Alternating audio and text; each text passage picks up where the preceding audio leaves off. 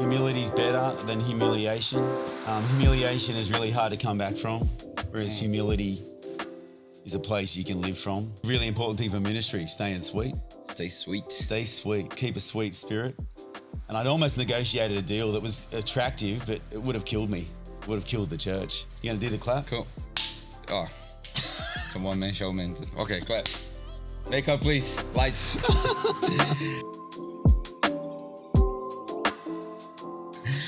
Well, welcome to FGC Talks. Today we have a special guest, none other than Nathan Bridgewater.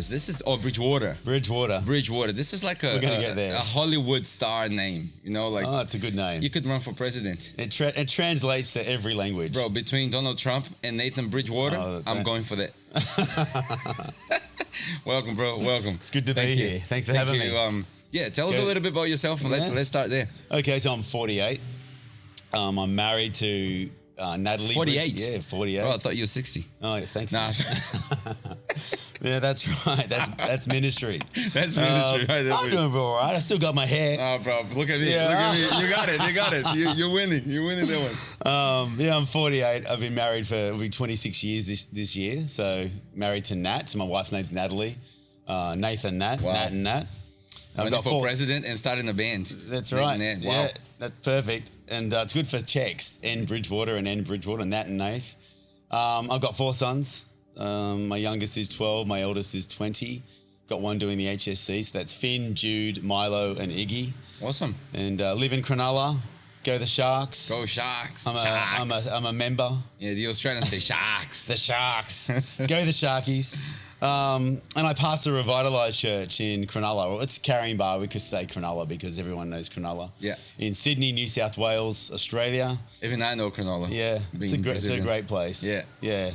It's they call it God's homeland, you know. Come on. That's it. It's a nice place. Yeah, I have to challenge that because Gold Coast, Sunshine Coast, pretty beautiful. Well, it's been pretty good up here. I've come up here for a bit of a rest and a bit of a break, hanging out with my good friend Dan Pikea. Yeah. And, Who?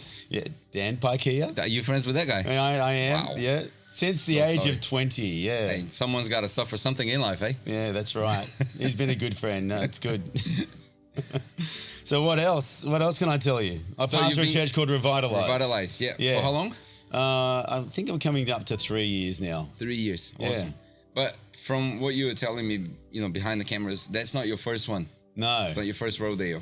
No, I'm a pastor's kid. So my dad started a church called East Coast. That's in Caringbah. Literally, it was 400 or 500 meters, 400 to 500 meters from where we are as a church. Yeah. Is the church still there? Yeah. It's pastored by another pastor now, and I helped my dad start that church in 1995 when I started Bible college at Power Ministry College, which is now. 1995, I was a kid. That's right. How old were you? Wow, I'm 39. I was 12. Jeez. Man, silly little guy. Wow. Yeah. So I was with my dad then and my parents, and we started the church. I had the eldest of 6 kids, so that was a good way to start a church. You got six kids. We had a guy on the piano and another young couple, and we started at South Coogee Public in the eastern suburbs, in the school hall there. And I song led, and I went to Bible college, as I said, PMC, which is now Hillsong. And I was involved with that church, I guess, from its earliest day, from its first day. I song led. I got to preach every now and then, did the announcements, communion, you know, all of that. So you grew up into the culture. Church, yeah. And before that, Dad had pastored other churches from when I was a little kid. Yeah. So tell me something, because we really soon we're going to have an episode here talking to church leaders and pastors about their kids. Oh, yeah. I know it's a big topic, and we're probably not going to cover like 1% of it. Volumes, yeah. But how was it for you growing up being a pastor's kid and probably different culture? And then you said you got engaged to Hillsong, probably a bit of a shock, cultural shock. I think, you know, we're Pentecostals, so church has always been fun and vibrant and, you know, a fun place and a fun environment to be in. It's not like it's not legalistic, it's not stodgy and tired, or it's always been fun and anything can happen. And an excitement about church, seeing people get saved, baptizing and preaching and miracles and laying on of hands and music. And I grew up in the church, and as a little kid, used to see the old Pentecostal guys, the old boys in suits and ties back then. Come on. And they would dance down the front in their suits and ties. Ew. And, so I grew up in a really strong Pentecostal heritage. So the church was always fun. Awesome. I used to travel with my dad. He'd take me on trips. He took me to pastoral visits when I was 12 and 13. If he didn't have someone else to take, he'd take me to be another person in the room. Like the witness. Yeah, like a witness, just so that there was, accountability. Yeah. We were in Nowra for a season, and my dad pastored in Nowra, and there were a lot of single mums. And is your dad still alive? So, yeah, he's retired up here on the Gold Coast. So yeah, you told me that. Yeah, legend. I'm up here. I've visited him. He's just had heart surgery. He's doing good. So awesome. But yeah, he's a real legend. My dad's a legend and a hero. An amazing preacher and a brilliant mind and a really honest, real guy. Awesome. He's not a pretender. He's not fake. What you see is what you get. Come on. And he's really spiritual, deeply. I think he's one of the most spiritual men I know. He really hears from God, and he loves learning, and he loves, talking to the church where it's at and going to the future. It's awesome. So I love growing up in the church. Being the eldest it was of a 6 good kids. experience for you. Yeah, some of my, I've got brothers and sisters who,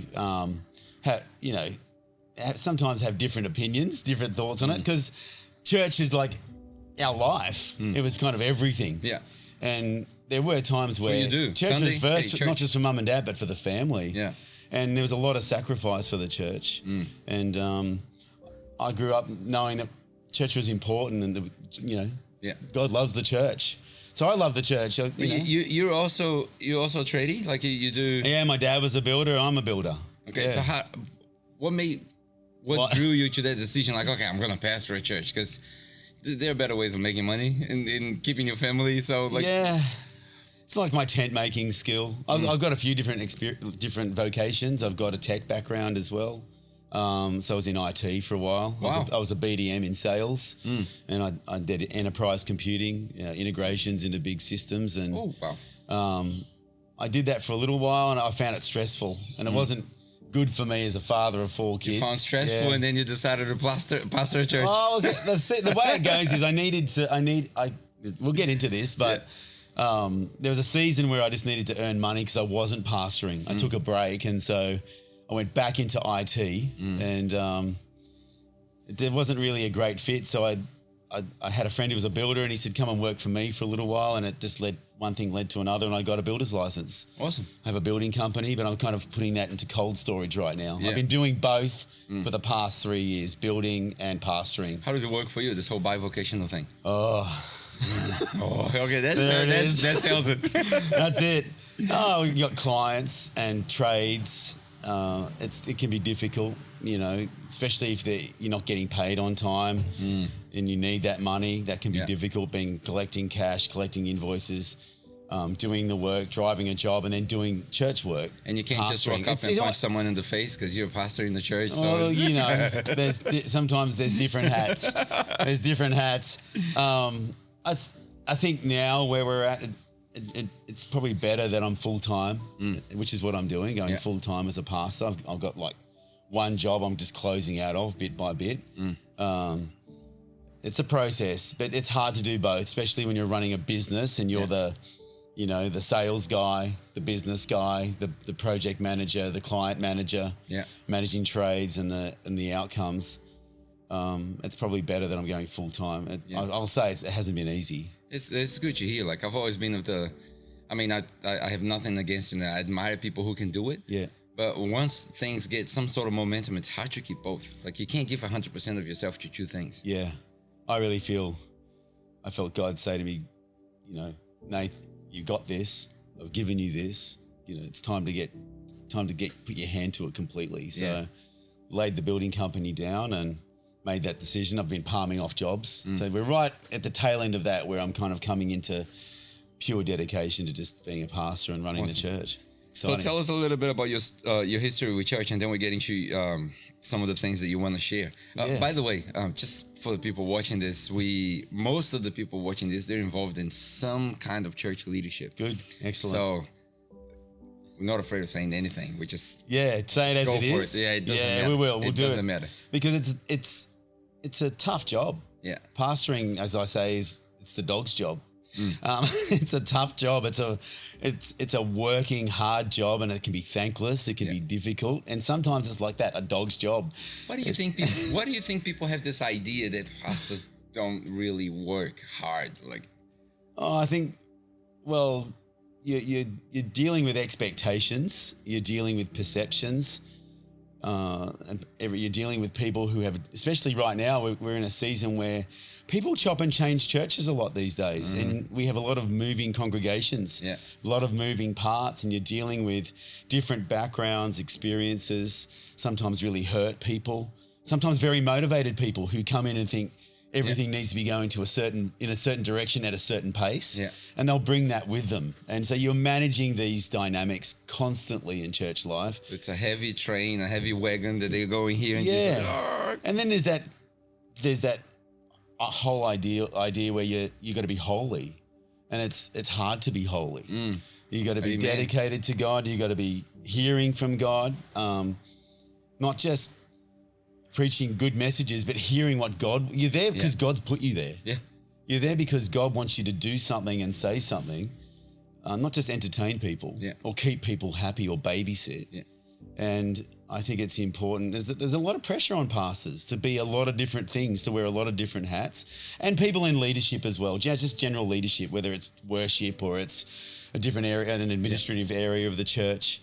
Even corporate. Yesterday I was listening to an interview, and this guy called Dan Cathy. He sits on the board for Chick-fil-A in America. So he's like, I have to make myself available to funerals, birthday parties. I was like, bro, are you a pastor or a CEO? What are you doing? And there's a lot of expectations on anyone leading anything. Connection. You know, one of the things you'll hear from people if you've been in ministry for any length of time will be, nobody called me. Nobody speaks to me. Poor you. Who reached out to me? You know, you haven't called me. So there's that human connection is an important thing. And definitely, I think in the season we're in, I think it's becoming very clear that the church needs shepherds. Amongst the sheep. Not ranchers, but shepherds. People who know the sheep. It says the sheep know the shepherd's voice. And I think it's more than just hearing a couple of sermons, but where the shepherd is getting close to them and examining the sheep. And we had one of our episodes a while ago. Marshall, the other, I think you've met Marshall. You know Marshall. Great guy. And he was saying when he came to the Gold Coast after like nearly 20 years, he thought, I'm gonna go there. And someone asked him, a wise guy asked him, what do you think the Gold Coast needs? And he's like, I think he said, Gold Coast needs apostles and all of that. And it's like, why do you think God is sending you there then? Because you're not one of those. You're a shepherd. And if God's sending the shepherds because they need a shepherd. That's it. And we went on that passage when Paul says, you have a lot of leaders, but not many fathers. And sort of like that it's a great thought. Feeling. We need shepherds amongst the sheep. I think pastor and shepherd have become, they're titles that everyone's happy to wear but not do the work. And the work has been for the low grade pastors, maybe not the ones who, especially in a bigger church. We're getting real right now. Let's go. Now we're talking. As I joke, it's the people who are doing the pastoral work, usually the people who don't do much preaching. It's kind of delegated down to that level. They've got a lot of other jokes. And the that probably senior aren't right, global pastor doesn't do much. It's not the trendy guys. Sometimes not the cool guys. The feelers. It's the feelers who are down there, and they're probably, maybe not considered the best communicators on the platform. And I think we've kind of lost our way in that. Because again, my father, I've learned a lot from my dad and lots of conversations with him, but he'd say, in the pioneering sense that a pastor, it takes a shepherd to gather the sheep and begin to organize the thing. But sometimes the shepherd wears many giftings, to bring the word, to teach, to prophesy, to evangelize, to win the lost, to care, and pastor the sheep. Yeah. So you're wearing a number of different hats. And we hear that, the word's not deep enough, pastor. So they're calling out for more teaching. The church needs a greater move of the Spirit, that prophetic. Yeah. And so the pastor, the shepherd, does a lot, and a lot of those gifts will flow through the pastoral hat. I believe that the pastor has an ability to flow on a number of those gifts. Yeah. Because the sheep require those things. And if you don't have those offices or giftings identified yet in a small church, it's you. Yes. It's you who's got to hear from God. It's you who's got to bring the word. It's you who's got to do the evangelism and model that. It's you who's got to model the care process and helping people when they need it in crisis. There's a few thoughts in that. Yeah, I think as we were having that conversation, someone mentioned, maybe I mentioned, I can't remember, that we're probably getting into a season in church that we need less preachers and more pastors. Yeah, well, churches need to get used to that idea. Like, look, this guy is the guy who looks after me, who cares for me, who comes to my birthday parties, who's available. And I know that doesn't happen in the big church scenario, and maybe we have fallen into that trap. Like, let's just believe that is the model of success. But 90% of churches have less than 100 people in it. Yeah. And you won't find the fivefold gifts, all the like different people doing it. It's one guy doing everything. Yeah. And we need to start honoring and valuing that person. Yes. Because it's a lifetime service. Like your dad, like it's huge. How many people has he served for like 10, 20 years? Well, I think the pastoring process of making disciples, winning the lost, I think it starts with the winning the lost. Like if your church isn't winning the lost, it's probably highly likely it's because the pastor doesn't think it's not his job. Yeah. And I think it is our job to kind of reach out to the lost and be a bridge to the lost. Make room in your calendar to hang out with the wrong people. Well, that's it. The lost the right sheep. people, the shepherd goes after, the good shepherd goes after the one. That's it. Leaves the 99 who are pretty safe to go after the one. And I wonder at times, there's a process in that, connecting with people. Yeah. I love that time when Jesus looks around to the disciples and said, look, I got other sheep that they don't belong to this sheepfold, man. Yeah. Like, I'm out. I'll see you later. Yeah. And they're like, what? Yeah. Where are you going? Yeah, the woman at the well. Yeah. Just meeting her in that place. She was a lost sheep. Yeah. I like to joke with people, the first apostle, who the first apostle in the Bible was? And they're like, the disciples and Peter and Paul was like, nah, there was a Samaritan woman. Yeah. And they're like, what? It is true. How good. She preached to the whole city. Awesome, isn't it? Yeah. Yeah, I think there's something powerful about being, amongst the sheep. And I think the more you're amongst the sheep, there's less there's less pressure in terms of what you're having to bring with the word. And I'm finding more and more that I'm just really preaching doctrine. Yeah. And then I'm applying the doctrine. So what does that mean for us as believers? So come on. If the doctrine of Jesus, throughout the ages, like before the earth was created, in Colossians 1, I've been preaching just on just the basic doctrines, and then saying, so what does that mean to us? We just if Jesus is supreme, in one of our churches. Exactly the same thing. Awesome. And just, Jesus is supreme. What does that mean? If he's supreme, where is he in our lives? Yeah. So it takes the pressure off having to come up with, home run messages every Sunday. Boom. Out of the park every Sunday, killing yourself to come up with this home run. And I'm wondering if you're spending a whole day to write your message. I don't spend a whole day writing my message. I'm thinking about my message throughout the week. You spent your whole life preparing that message. That's right. And I'm looking at the people, and you can hear what they need. Yeah. When you're meeting with them, you can hear what they need, and you can bring, sustenance, and you're feeding them on Sunday. But again, how many people are remembering everything you've said, say, by Wednesday? None. Zero. Monday. Zero. You get the odd ones, and and it's nice when someone says, "Oh, that message you preached, 18 months ago changed my life," and you go, "What was that?" And you're scratching your head. Bro, I think I've been not pastoring. I don't have that much experience, but I think I preached my first sermon about 20 years ago. So I've been preaching for like 20 years. Yeah. I think I have 2 messages in 20 years every single Sunday that someone every now and again in the blue moon says, you remember that message? That was good. So it's like, bro, So even true. if I was the best preacher, it means nothing. Oh. It means nothing. You don't remember, that's why we take notes, and you can look over these things and go, that was great, and we've listened to messages. Someone asked me a long time ago when they were talking about how you prepare your messages and all of that. So just because you mentioned doctrine, I said to them, I think the life of church hangs in this balance. Christ is the center. The center. And there are two things hanging in there like a pendulum. Yeah. On one side is orthodoxy, the right things to believe, doctrine, and the other side is orthopraxy, the right practice of what you preached. So it just goes like that. And for a season you go practical, for a season you go theory, and then and if you get out of this place, man, because this is what sustains the church. You get out of this place, you find yourself trying the home runs every Sunday, and then you burn out, and that's the next thing you know. And sometimes you're bringing messages to the church that there's just not much space for jokes. It's just it's like, we need to be doing this. Wow.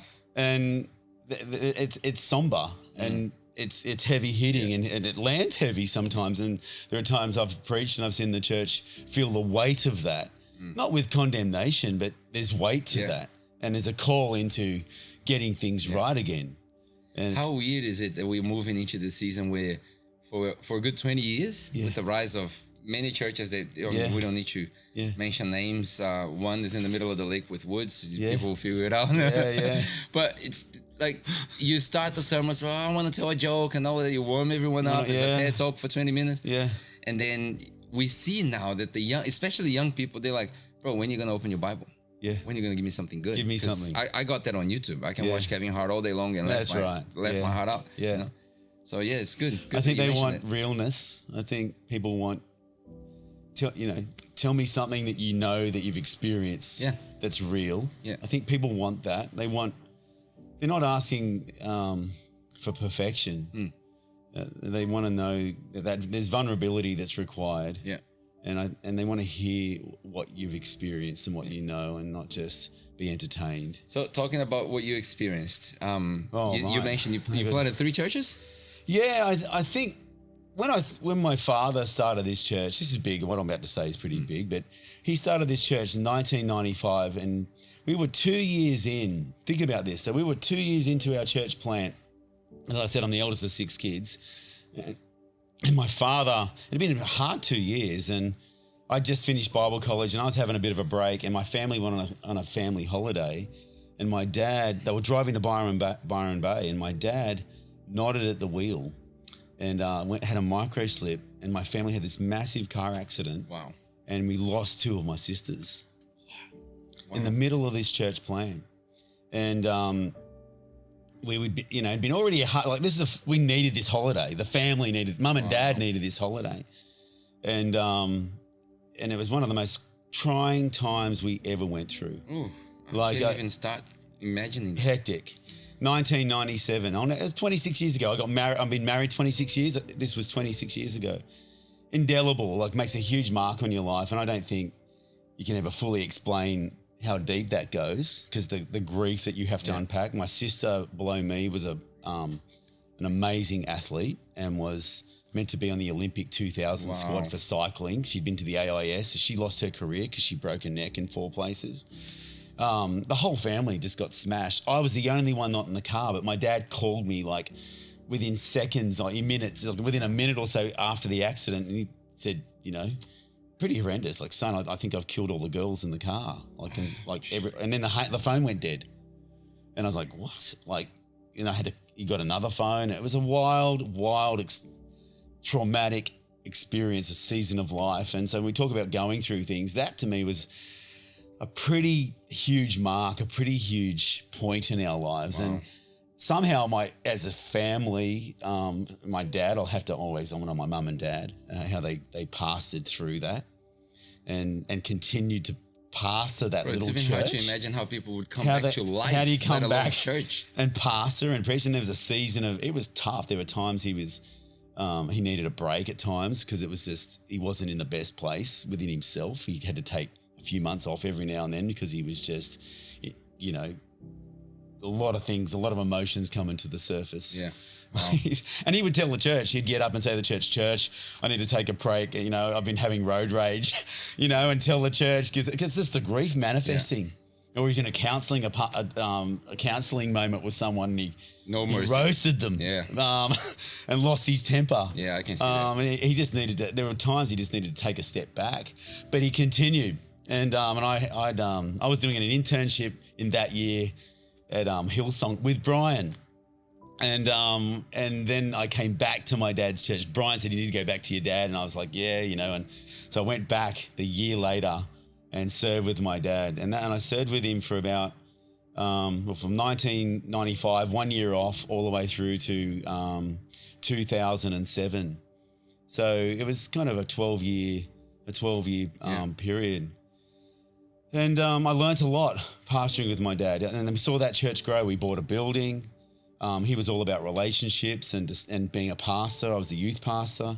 I was on team. I came into a board kind of function where we were, you know, talking about financials and things like that. So I learnt a lot with my father. Awesome. So I owe a lot to him. That season of seeing him model what it's like to go through hell and pastor through that and continue to lead the church and be available and not lose the plot and stay in ministry and still give out and hear from God.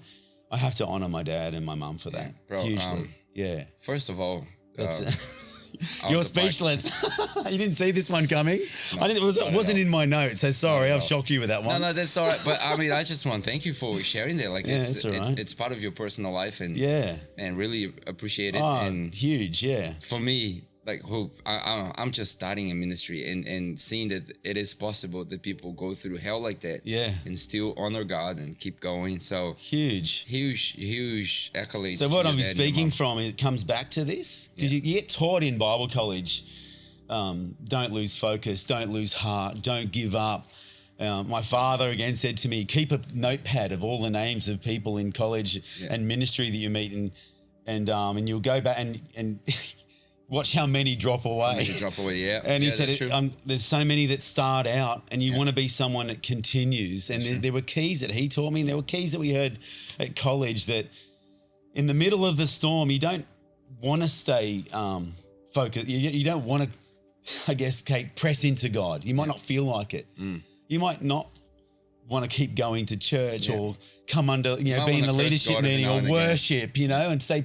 All of these keys that we get told that are critical to staying fresh and clear within your spirit, they're vital.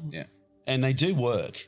Like, if we keep them right with God and keep our heart connected to God, and we tarry, we hang in there, there is a blessing that comes. There's a transaction and it is a blessing. But I think we have been to the brink of hell. I can say, as a family, we went to the brink of hell, and we did see some painful things. And it wasn't just like, be positive and move on. We really went through the grief process. You can't do that, bro. You can't do that. Like, you feel it, and people witness it, and I think people appreciate the honesty.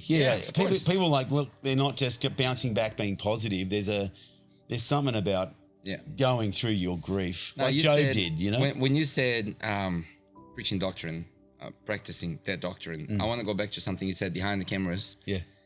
Your dad taught you, and your dad taught you a lot of things. Man, I wish I had met your dad a long time ago. But you said your dad taught you, keep a sweet heart. Keep it sweet. Yes. So my question is, how? In the middle of that, like, honestly, because in the middle of the taken ups like and 10 downs, years of break. I think there's a lot of things. There's dynamics. Like, I was with my father for 12 years, my mum and dad, and a team. There were plenty of times where you got dynamics, relational dynamics, team dynamics, mum and dad. I've got a wife as well, and there was grief and hurt and all sorts of things bouncing around in the team environment that were personal sometimes. And I know I added to that, and I know they were going through that. So there was a process, and I think, I planted a church after that, and I straight after being 12 years, I planted a church in the city, and that had its own dynamics. Ran for 7 years. Canvas. Yeah, that was Canvas. I started a church in 2008. So why did you decide to plant a church? I think we got to going all right. I was with my dad, and look, there was friction, and I was growing, and there was a bunch of things that we were working through, and we kind of got to a place where Dad said, I feel like you should just have a go and plant a church. And I think so. You have a taste of what I think. I was driving him crazy, and he was driving me crazy. But at the same time, I felt God was in it, even though it was tough. Like, I'm not going to try and spin doctor a difficult time. It was difficult for him. It was difficult for myself. But he's my father, and I love him, and I know he loves me. But there were dynamics, thing. right? Yeah. This is dynamics. This is life. It happens. Yeah. I love you, son, but I hate you now. It's that kind of thing. He's like, maybe you should go and plant a church now, son. You're driving me crazy.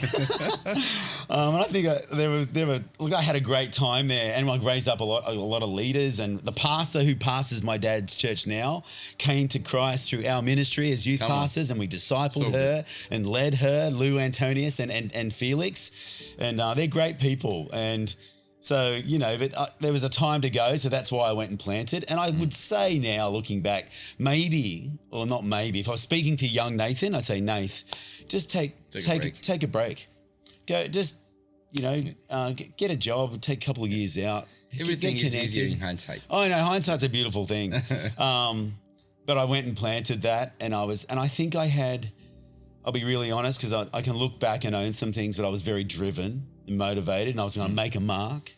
And I was like, here, this is my time. And all the things, all that success I'd had underneath the cover of my father and his anointing and his leadership, I thought, I'm going to see this happen here. And it was the hardest 7 years of our lives. It was difficult, but I went into the eastern suburbs. The rent was double.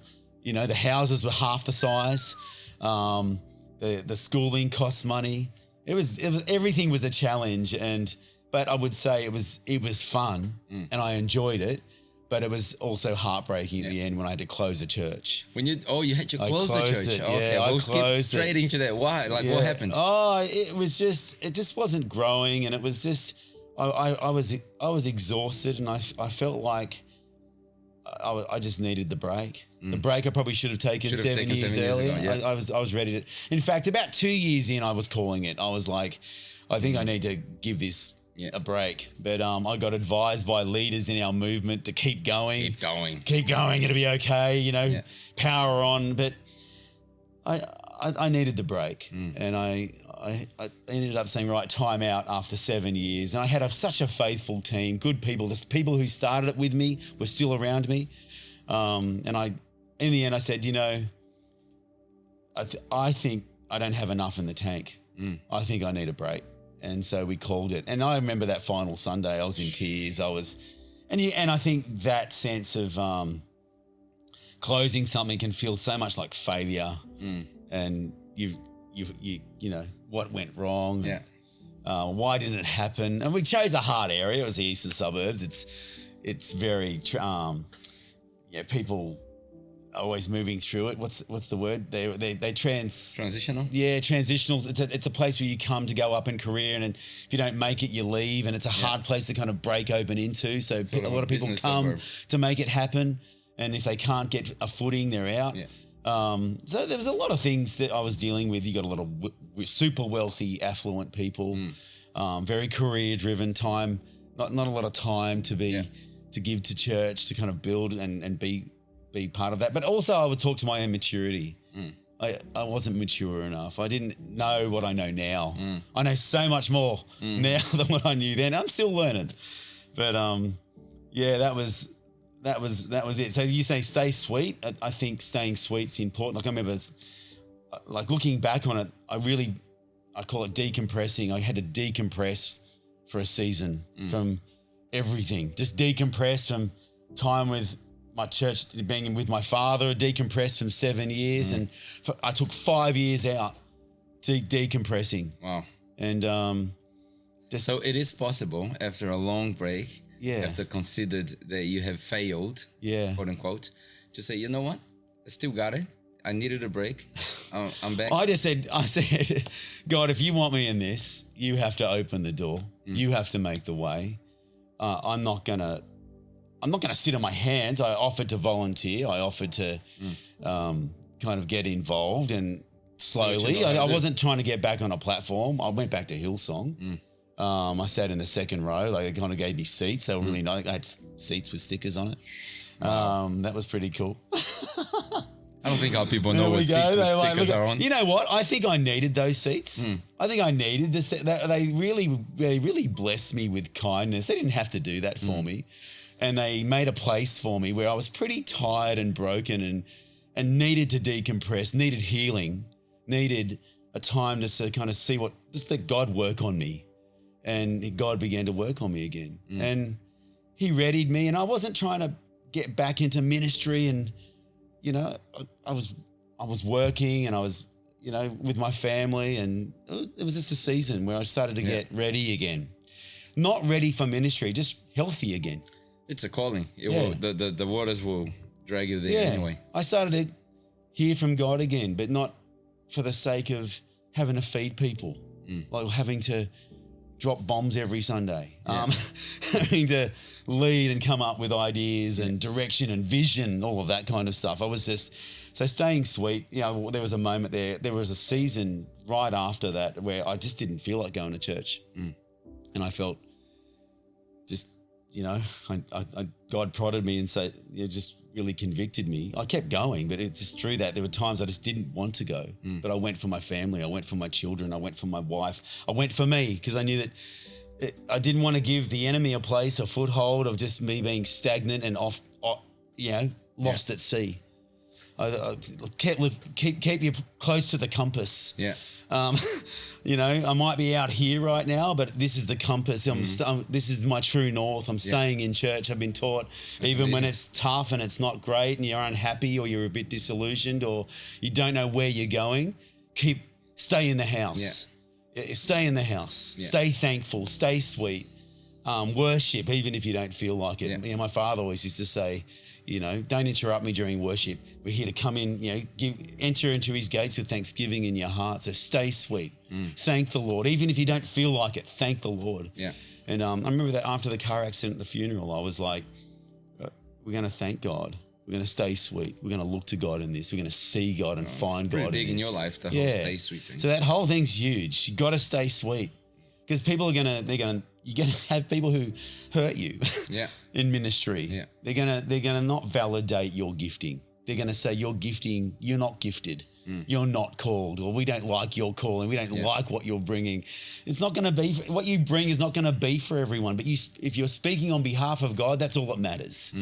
And I think, after all, you have an audience of one person anyway. That's it. God is watching. You're being obedient to the Lord. You're being obedient to God. So we come under him.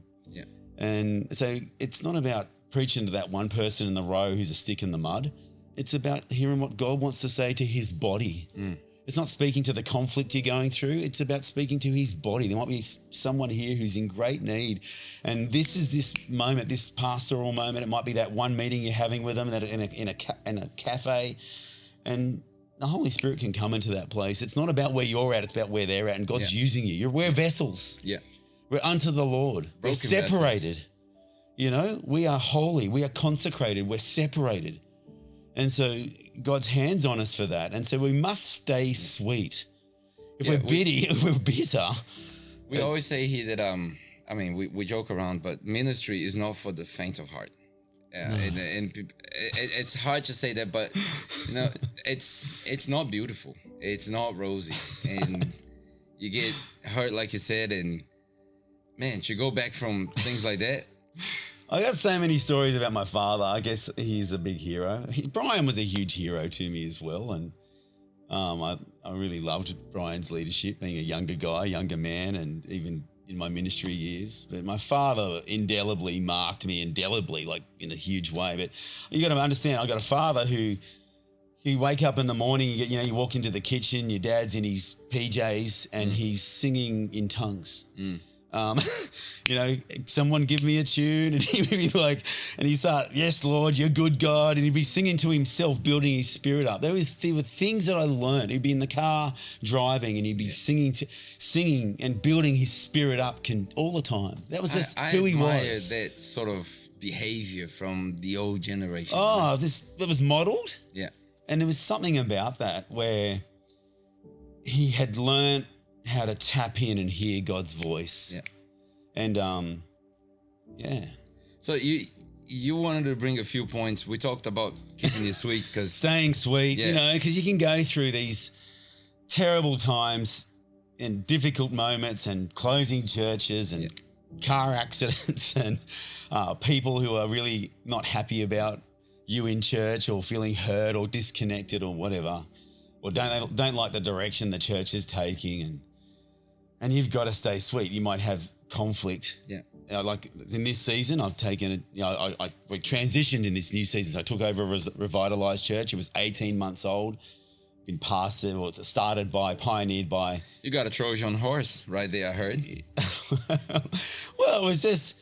It came with a lot of perks. Yeah, people came, joined that church for various reasons, for good, for bad. People come for different reasons, and. It was started by an amazing couple who, had run Hillsong Australia. And I think it's inevitable. People think they're going to get like this, an amazing kind of church experience, and they're really ready for it. And that's what they're expecting. And, we're in the middle of COVID, and I feel God's hand was in it, regardless of how all of the whatever came out of it. I feel God's hand was in it. I wasn't looking to be a pastor. I'd left Hillsong because I was traveling from Cronulla to Waterloo in the city. So it was like a half-hour drive. I had teenage kids. They didn't have any local friends from church in there, that they could hang out with through the week, or there was no local connect for them, or relationship points, anchors for them. So I wanted a local church, and moved on from Hillsong, did that well, and went to Revitalize and just to serve. I was a builder by this point. Builder's license in play, and was just happy to come and serve, and and then I met with Joel and Julie, and they're like, well, maybe you could preach again. I'm like, me preach again? I was like, foreign to me. I had just kind of completely handed my calling over to the hands of God. They saw you journey on Bible college and internship, and they knew who I was, and they knew about my family, and they knew about my heritage, and they knew about my ministry experience. So they're like, yeah, come, and I was like, I'm not like. There was no ambition in me to be anything but in a church where I could just be part of the family, part of the DNA, and just get in there and serve. Yeah. And if that involved, helping Joel in some capacity, serving Joel and Julia, or serving a team or whatever, I didn't care. I had a building company, and I was getting really excited about that, and I was going to make some money, when you start to make money and you're not pastoring, it's a funny, you're like, I can make some money, proper money. This is real. Like, it's not this pastoring thing where you're living off noodles and toast. Yeah. By faith, you're making a way and making money. And I was kind of entering into that. So it was exciting. And, in the middle of COVID, they kind of unveiled this plan where they were going to move on. They felt led to move on, and they asked Nat and myself to take the church on. And I just knew that it was God, and went, okay, let's go. But there was a whole process in unpacking that. And there was some people who left. They didn't like the change. And then after people got to watch me leave, we lost some more, but they left for me. They didn't leave because of Joel and Joe. They left because of me. Yeah. And it didn't meet their expectations. No, or I inherited. There were some things where people thought they could make the church what they wanted. Yeah. And they had an agenda. Yeah, everyone wants to have a finger on the pulse. Yeah, and you're kind of dealing with their agenda as opposed to what God wants. Yeah. And I was having to lead through that, and that. Man, I've been stabbed in the back. I've been stabbed in the front. I've been, that's painful. So when we talk about staying sweet, I remember talking to a lot of friends and different people, but as well, my father. And his one thing to me was, stay sweet, son. Stay sweet, son. He's got a really deep voice. Nothing new under the sun. Yeah, stay sweet. Keep sweet. Don't let bitterness in. Stay sweet. Cast it off. And, and I think we're good at saying, bless them. Bless those people. Yeah. Even after they've left, bless them. But in your heart, you're like, We actually want to say mongrels. Bless them. You're saying mongrels, bless them. Bless those mongrels, Lord. But looking back, I kind of I've had a lot of wisdom looking back and seeing where they were at, and realizing I could have been, again, a better pastor to them back then. If I knew what I knew now, I could have been a better pastor. This might be another point, but I would have pastored differently had I known now. I've known then what I know now. I have the impression that people only get to understand what actually pastoring, caring, shepherding is once they've gone through a few things. First, you got to have kids. Second, you have to fail. Teenagers, I'd say, Well, teenagers. Kids is one thing. Teenagers, when they decide to go their own way, not your way. That's when you learn about exorcism. Yeah, that's when you have teenagers. That's right. Don't get me started. Yeah. So you got to have kids. You have to have been hurt really bad. Yeah. So you can step on other people's shoes. Yeah. And time, the test of time. Yeah. Now there is no great shepherd when they're 30 years old. Yeah. That just doesn't exist. If you find anyone, you go like, oh, he's a great shepherd. No, you encountered. Maybe he's a good preacher, a good communicator, but he's not a good shepherd. Yeah. He just doesn't know how to. Yeah. Unless, I mean, there may be some anomalies to that, but I would agree with you. You see I've seen young guys grow churches quite rapidly out of a gifting of communication and leadership. They grow corporations. Not past, they've grown crowds. They've grown vibrant crowds, but when you get down to the pastoral... So does U2. Sticky U2 level. does that too. Yeah. Jay-Z, 50 That's Cent, right. Beyonce, they all grow big crowds. All of that, that's right. All of that, well, the crowds, they empty out quickly. And when the test comes, there's more at stake, isn't there? Yeah.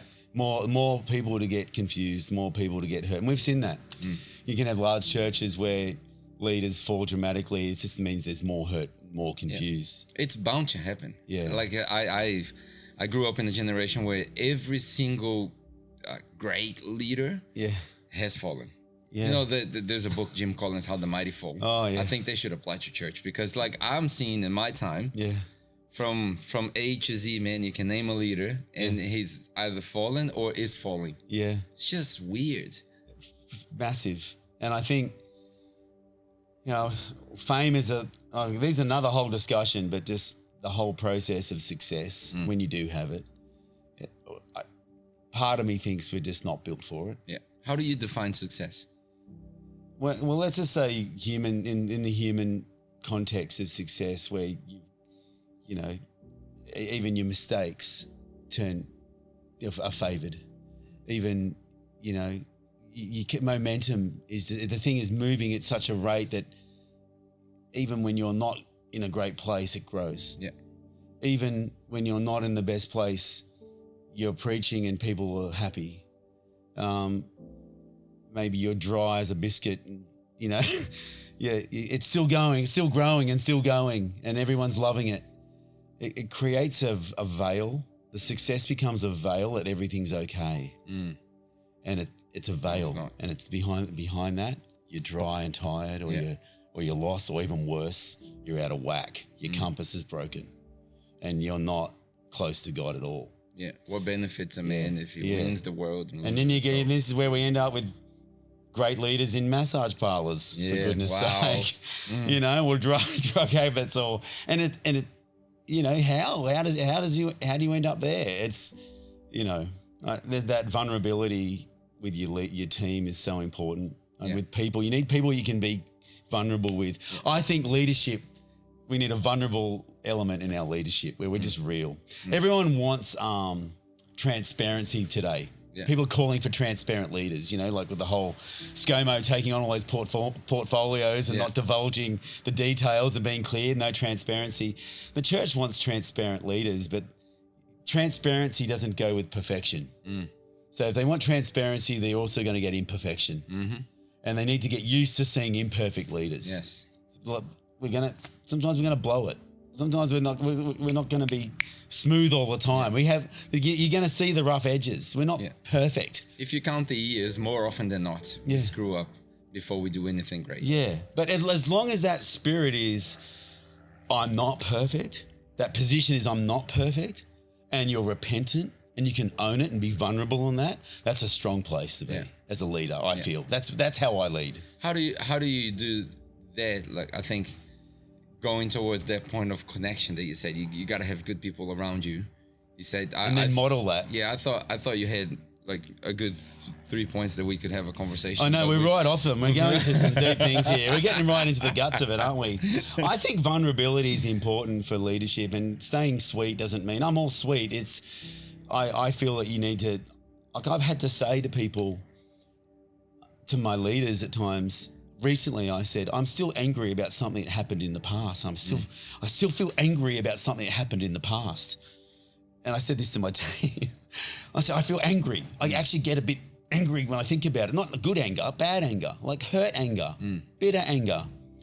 And they all looked at me like, and one of my guys goes, we were at this meeting. It was actually in a meeting with Ben Fitzgerald, who runs Awakening, and he was a guest visitor. You know, this guy was served under Bill Johnson. He's one of those big bomb drop ministry guys. Yeah. And he was casting out demons out of everyone. It's like at Corey Turner's church at Numa. We're down there for this conference, and he has this big session to cast out demons, and I'm just sitting there back watching everyone, you know. And as I was sitting there, I felt God touch my heart and say, hey, you're still angry. And I then turned to my leaders, the two of my guys were there, and I said, I'm still angry. I'm still carrying anger. And one of my guys goes, get down the front. Oh, wow. I went down the front and said, I want this broken off my life. That's vulnerability. Yeah. And I'm going to own that. I'm not going to carry that.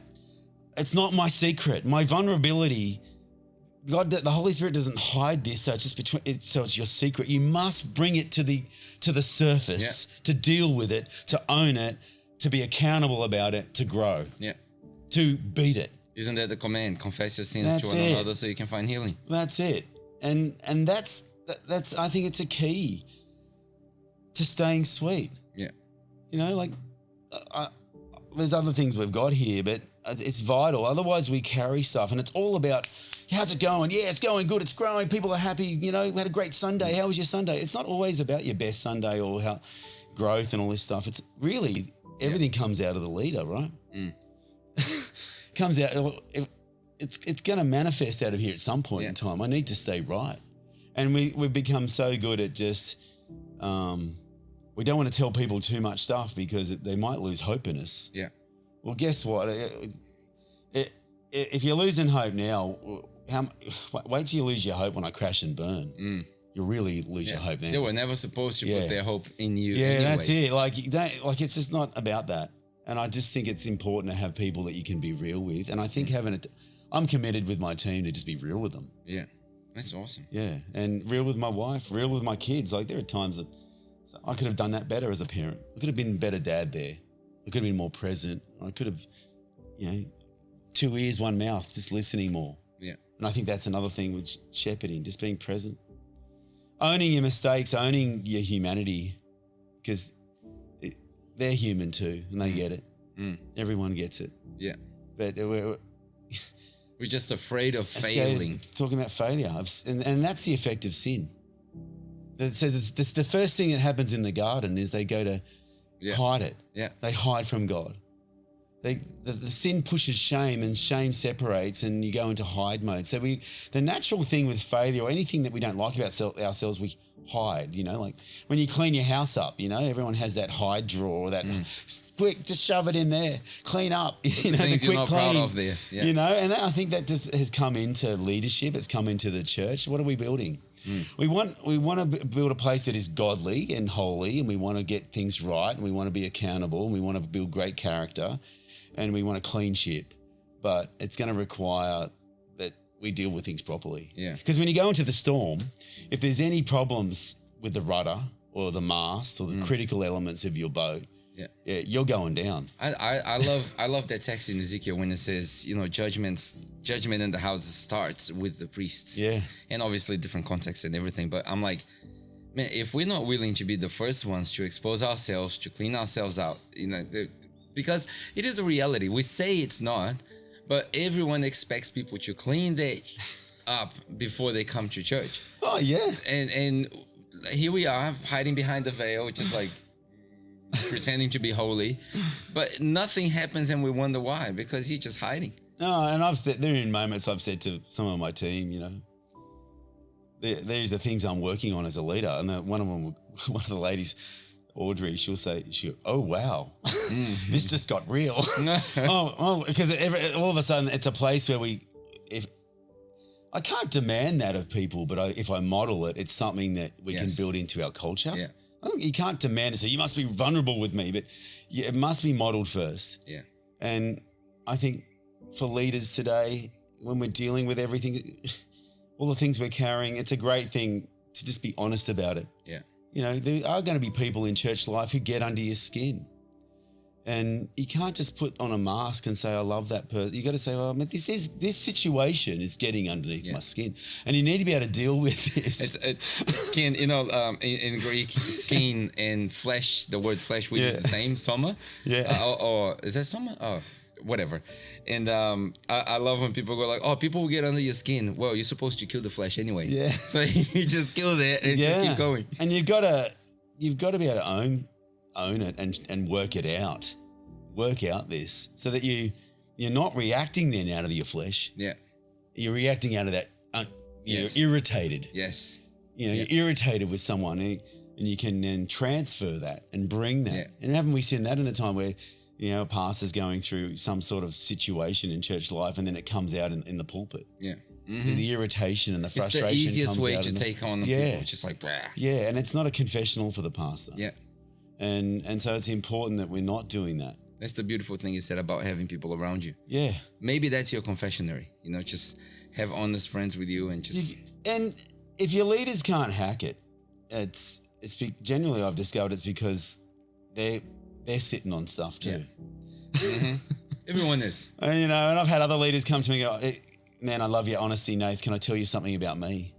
And they've just opened their lives up and just shared this really heavy, honest stuff about their past, stuff that happened years ago that they still carry the regret of. Like when they go, oh, I think about it and I feel embarrassed about it or upset that I did that. I'm like, well, you know, let's not give sin any more power. And thank you for sharing that with me. And that's the past. And well, we've broken that. That's no longer a secret. Yeah. And how good? Good. You know, how good? Staying sweet was one thing I had. You know, I think the other one I had was just humility, which just goes into this vulnerability with over humiliation. Yeah. Humility is better than humiliation. Yeah. And we're seeing that with great leaders who have lost humility and who are now humiliated. Yeah. It's much better to humble yourself than to be humbled. Yeah. Oh, I say to my church, I'm replaceable. I'd love a T-shirt. I'd love to get a T-shirt that just says replaceable. Yeah.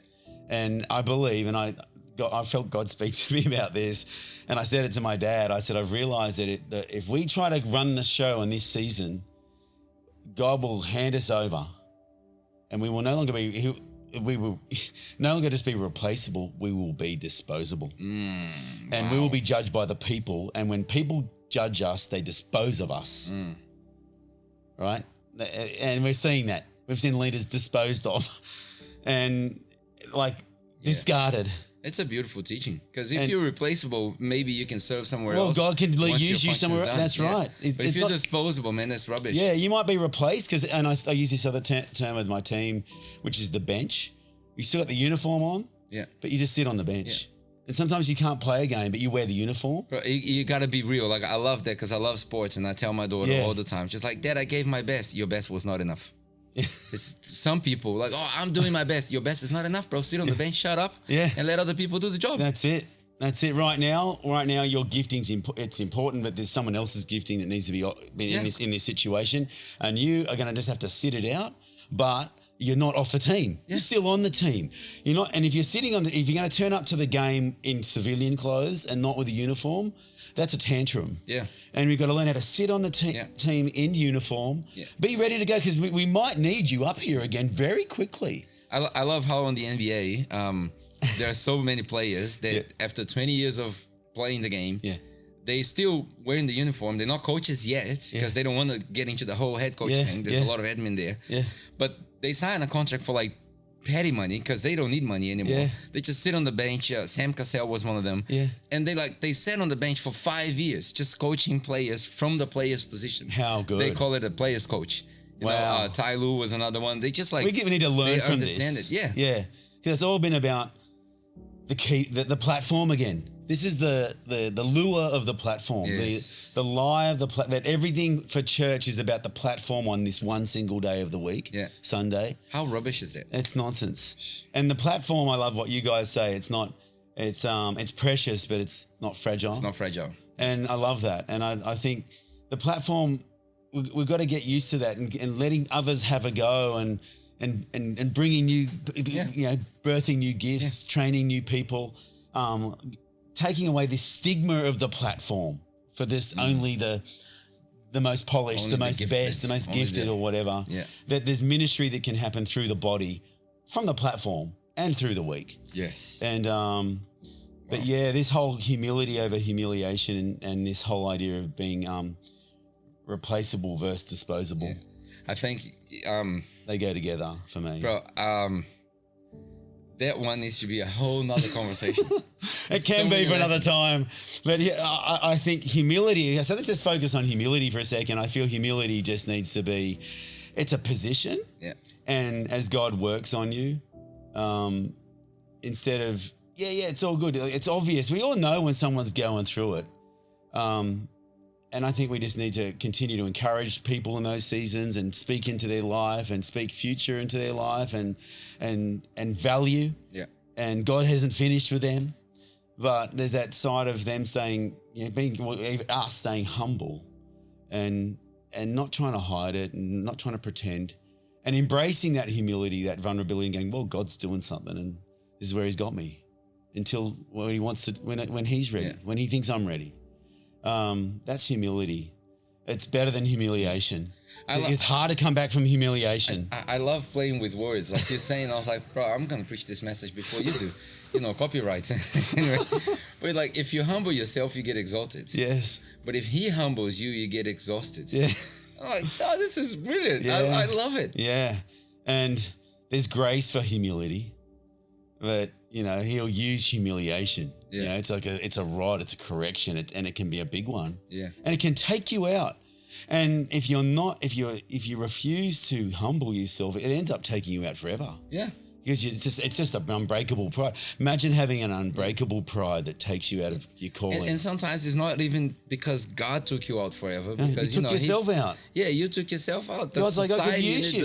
The stigmas and all of that. Like you won't be able to go back from something so bad. You got to stay humble. And you don't have to you don't have to cover your humility with success or for it to be okay. It can just be okay. It's just pure humility. Yeah. It's just, look, things didn't work out. It was painful. I'm still going through it. I'm still decompressing. I'm still getting healed. Yeah.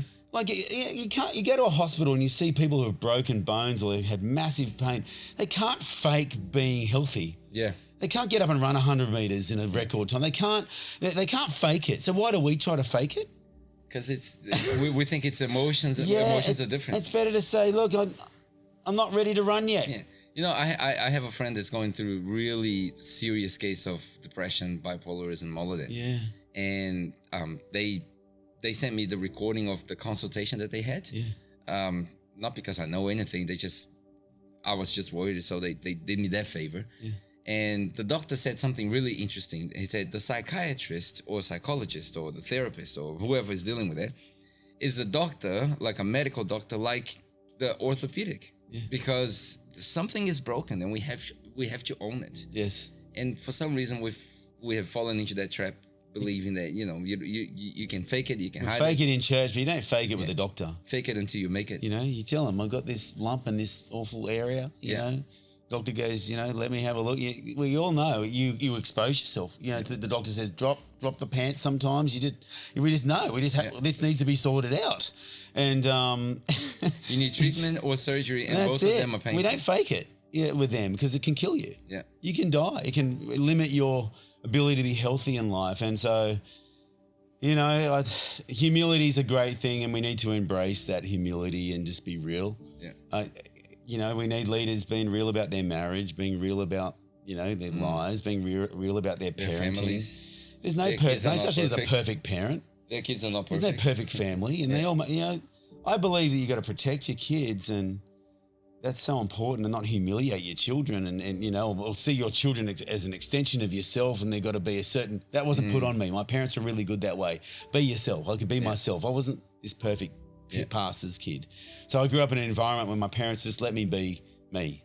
It was good. I had hair down to here. When I was 16, I was full rebellious. I went to art school. I had a moment when I was a younger teenager, and my parents were just like, he loves God, he'll be right, you know. And so I think, you know, humility, this whole thing that we put on, this perfection label, this veil that Moses wore.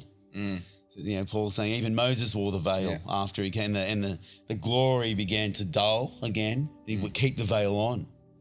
There's something that he got a greater influence with his leadership, I guess, when he was glowing and he had to wear the veil. But anyway, that was momentum. Yeah, right there. Yeah, that's the it. Momentum stopped. Yes, and then I've got so much other stuff we could talk about, but look at that. I know you've got like 5 episodes there for sure, for sure. That's awesome. We'll do. We'll have to do another one next time when you come back to maybe visit your dad or. Oh, we'd have to get my dad up for one. That'd be cool. I'd love that. Be interesting. Oh, and this kind, I reckon he would be the things he could talk about pastoring and real life pastoral experiences. He's one of the biggest gunslingers. He's the John Wayne of pastoring. I'll tell you what. You tee that up, man. I'm happy. I'll take everything. He's told me. He's got some great stories, man. He's always got the best. He always takes it to like. You know, he's a true preacher. Nitro level, you know, it's just nitro level when he talks about a pastor, like different experiences that he's gone through. I mean, I can tell you one where we went to a pastoral meeting once and for a lady who was single, and oh my goodness, just some of the things with the partner rocked up and got really verbal and physical. My dad stood up to him. My dad can fight. He's a martial art fighter. He can he can go the knuckle, and he can throw a punch. He's got no fear of any man. Love it. And he squared up with this guy, and I was there, like once again helping Dad with someone, and Dad squared up to this guy, and I never forget it. You know, just held his ground and. You know, a real shepherd, you know, been in some sticky situations, difficult situations. So, yeah, cool. Love to do that in the future. Yeah, well, that'll be interesting.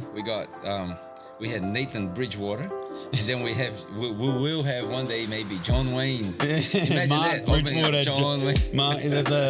the real shootout pastor. Awesome. Really, awesome guy. That's awesome, bro. Love to do a father and son with him one day. That would be fun. Anything could happen at that meeting. Anything could happen. I think Dan's frightened at the prospect. I mean, I can only imagine what that would happen. That'd be cool. It'd be awesome. Yeah. Anyway, thanks. Very bro. good. Thanks for sitting having down me. and doing this. I got so much. Like honestly, I can keep going for 3 hours. Yeah. But yeah, I think there will be more opportunities for us to do more of that. Great. Thank you so much. No worries. Thanks for having me. I learned a lot. Been so good. Awesome. Cool. Looking forward to the next one.